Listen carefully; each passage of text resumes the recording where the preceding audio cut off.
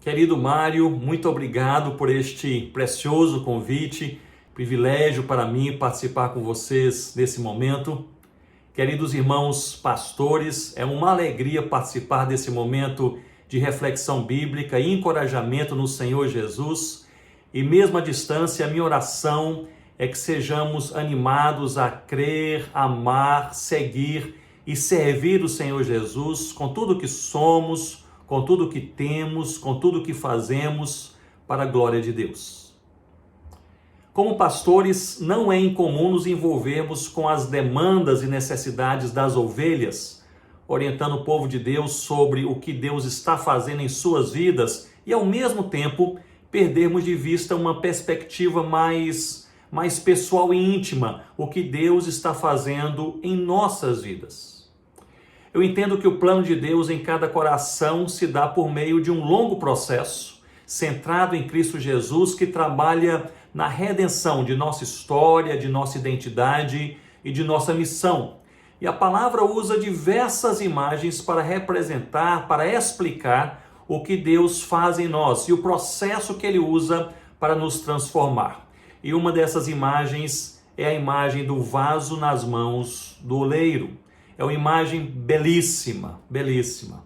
Bem, eu sempre me interessei pela olaria, pois a dinâmica de ver o barro em estado natural sendo transformado em algo tão belo como o vaso sempre me fascinou. E na roda do oleiro há alguns elementos que não podem faltar. Um deles é o barro, retirado de barreiros, limpo e posto sobre aquela roda. O outro é a água, que derramada na quantidade certa e no momento certo, amolece o barro suficiente para que ele seja transformado em um vaso. E o terceiro é o próprio oleiro, mais precisamente as suas mãos, que seguram, amassam, constroem, modelam o barro, transformando o barro em algo mais. Em Jeremias capítulo 18, nós lemos que Deus ele revela ao profeta o seu desejo de trabalhar na vida do povo a partir dessa figura. O profeta ouve do Senhor, logo no verso 6, como barro nas mãos do oleiro, assim sois vós em minhas mãos, ó casa de Israel. Que linda cena! Deus ocupado conosco. Nós somos alvos de sua atenção e trabalho desde a primeira vez que Ele pôs as mãos literalmente no barro para criar o nosso pai Adão. Nós estamos nas mãos do oleiro. Eu creio que esta convicção de que Deus controla a nossa vida e a nossa história, incluindo famílias e ministérios, deve gerar em nossos corações dois efeitos fundamentais. O primeiro é o descanso, pois à medida que eu sinceramente creio que o Deus eterno, o verdadeiro e único Senhor, tem a minha vida em suas mãos, então eu posso conversar com a minha alma dizendo: descanso, ó minha alma, no Senhor, pois eu estou nas mãos do oleiro, Ele cuida de mim. Eu não sei como está a sua vida ou se há forças de ansiedade tentando entrar e dominar o seu coração, mas eu quero encorajá-lo a relembrar e crer que você é barro nas mãos do oleiro. Você está nas mãos do Eterno, descanse a sua alma no Senhor.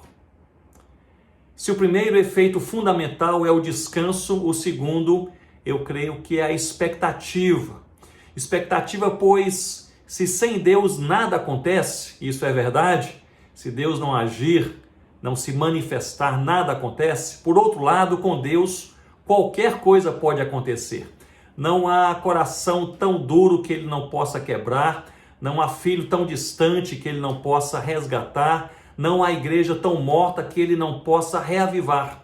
A fé no oleiro nos leva a ter o coração leve, cheio de expectativa e esperança.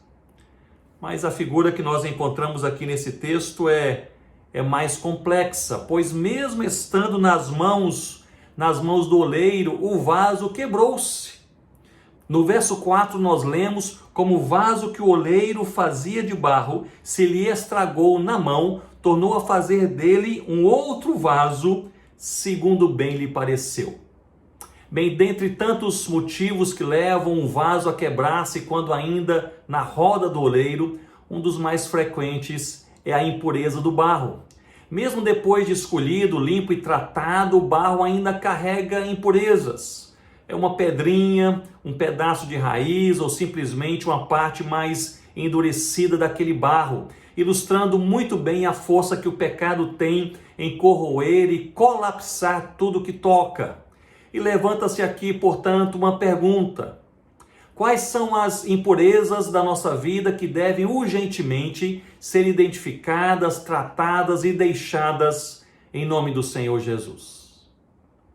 Lembre-se que você está nas mãos do oleiro para ser protegido, abençoado, cuidado, mas também para ser tratado, disciplinado e purificado. E ao fim ele nos fará, ou fará de nós vasos de honra para a sua glória. Nós estamos nas mãos do Eterno.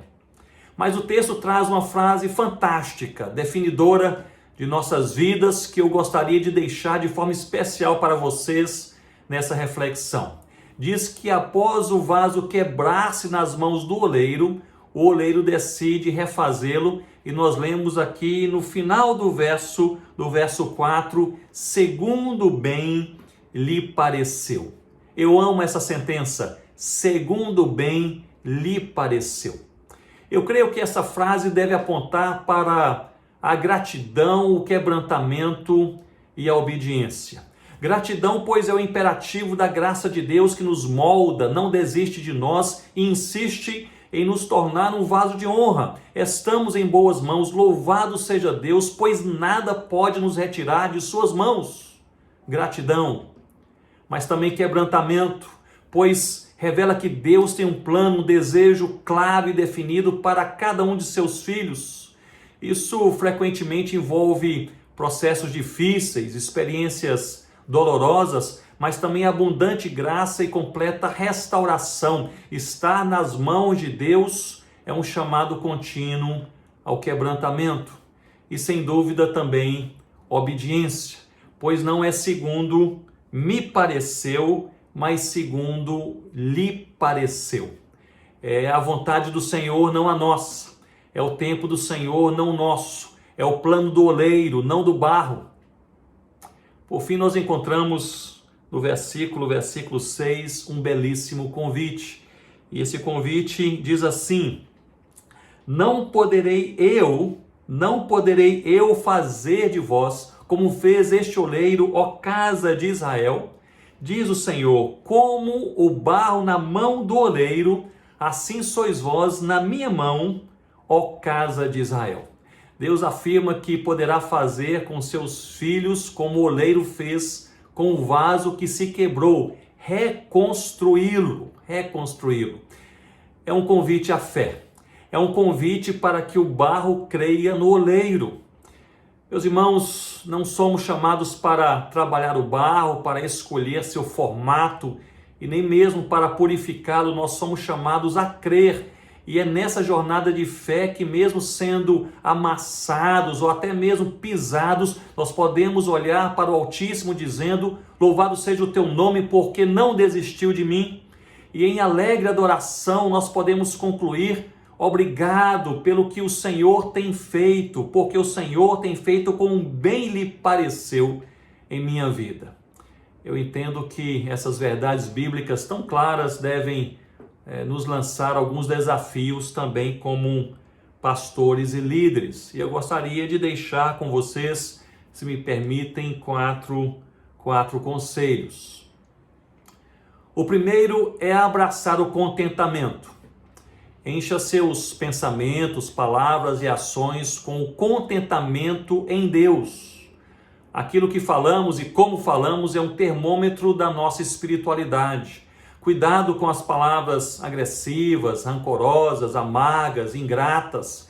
Encha sua casa, sua igreja, seus sermões com palavras de contentamento. O que Deus fez, o que Deus está fazendo, o que Deus ainda fará por nós, supera qualquer momentânea angústia ou desafio na nossa vida. Contentamento. O segundo conselho que eu gostaria de deixar com vocês fujam de qualquer competição. Estamos todos na mesma roda, a roda do oleiro. Somos todos igualmente vasos em construção. Olhe menos para os ministérios ao seu redor e olhe mais para aquilo que Deus colocou em suas mãos e seja grato por isso. Não se compare a outros ministérios, a outros pregadores, a pessoas que têm outros dons, que têm outras oportunidades. A sua referência de comparação não são os homens, mas Cristo. Portanto, seja imitador de Cristo e não abrace um espírito de competição com ninguém. Fuja da competição. O terceiro conselho que eu gostaria de deixar é: pregue para o seu próprio coração. Como pregadores, nós pregamos para outros em diversos contextos, mas jamais devemos esquecer de pregar para os nossos próprios corações, em nossa própria vida, em nosso próprio contexto. Antes de subir em um púlpito, pregue aquele sermão com autoridade, com oração e com expectativa para o seu coração. O quarto conselho é ter cuidado com as reações. Líderes maduros normalmente erram menos nas ações, pois são experimentados e cuidadosos com o que fazem, mas tendem a errar mais nas suas reações. Cuidado com as armadilhas do diabo. Não reaja rapidamente, não se defenda, não retribua o mal com o mal, não critique, não acuse. Cuidado com as redes sociais e os grupos, especialmente quando provocado. Fale menos e ore mais, dependa de Cristo. Descanse em Cristo e coloque suas reações, especialmente quando incomodado, criticado ou provocado, perante Cristo. Que Deus nos abençoe e faça em nossas vidas segundo o bem lhe pareceu, para a sua glória e para a nossa paz, em nome do Senhor Jesus. Um abraço, meus irmãos.